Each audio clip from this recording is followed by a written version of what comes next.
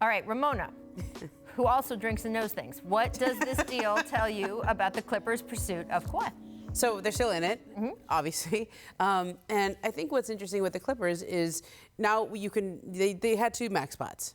They don't have that anymore. So the idea that this would be Kawhi and somebody else, that's off the table now. They have committed their money to Patrick Beverley and to Mo Harkless, and this would be just for Kawhi. And I think that's a fundamental decision for him. It's similar to what he had in Toronto, in the sense that he's there, he's the unquestioned superstar there. Kyle Lowry's an all-star, but he is the unquestioned superstar in Toronto. He'd be the unquestioned superstar with the Clippers. Is that what he wants? Do you want to be there and be the man? LA happens to be where he's from. Toronto happens to be where he won a championship. That's how that breaks down. Or you in could LA, be down the hall.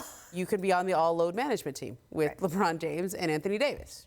So as a player, which seems more attractive, do you think, if you're Kawhi Leonard and you already have 2 titles and 2 finals MVPs?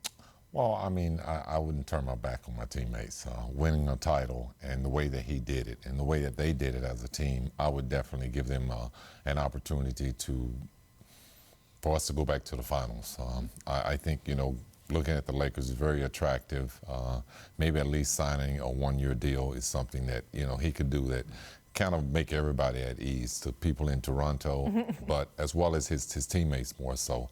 But, it's that time of the season where players make big decisions, and this is a huge decision for him. So maybe looking at a 1-year deal is not something that's important to him, and that's why he's taken more time than other free agents. I mean, I like when Scottie mentioned this last week, the idea of doing a 1-on-1 with Toronto, sort of like give them at least a try to run it back. Do you get the feeling, though, that he's looking for more security after his injury history? I don't. I don't think that his priorities are typical. I think his priorities are what his priorities are, and they're just different from the average person. The Clippers have been preparing for this moment for 12 months.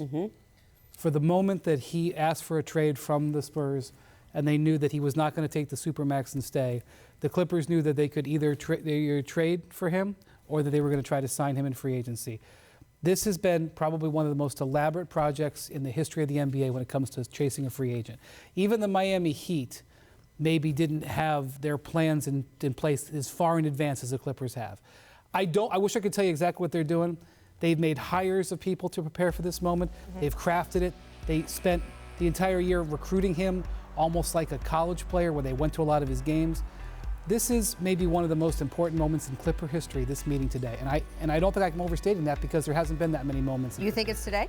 You just Whatever said meeting it is, today, tomorrow. Meeting today? The world is hanging on your every word. Whenever it happens. Whatever Perk says. Whatever Perk says. I think that's right. Well, then that, of course, if it is today, maybe it's tomorrow. As Scottie said, maybe he's taking some time to decide.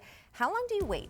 How long do you wait, especially the Lakers, Ramona, where the other side of this is they've got to fill out a whole team if he doesn't come with some of that money? How long do you wait for him? Is there a point where there's no point that's too long to wait? You wait until he tells you you're out. You have to. You've made this decision. You're going all in. And, whether you get him or not, you've already gone past the point of no return at this stage. In for a dime, in for a dollar. Yeah. Absolutely. I mean, this is Kawhi Leonard. We just saw how good he was. He was the Finals MVP. Yeah, and there's not any talent out there that can even compare to him. So, I mean, you wait to the start of the season if you have to. Getting your roster You better together not take that long, because I need a vacation. with other players, you're going to find guys that can fill those numbers Right. up. But to get a special player like this player that can take you into the finals and take you deep into the playoffs, he's a security blanket for any team. Thanks for watching ESPN on YouTube. For more sports highlights and analysis, be sure to download the ESPN app. And for live streaming sports and premium content, subscribe to ESPN+.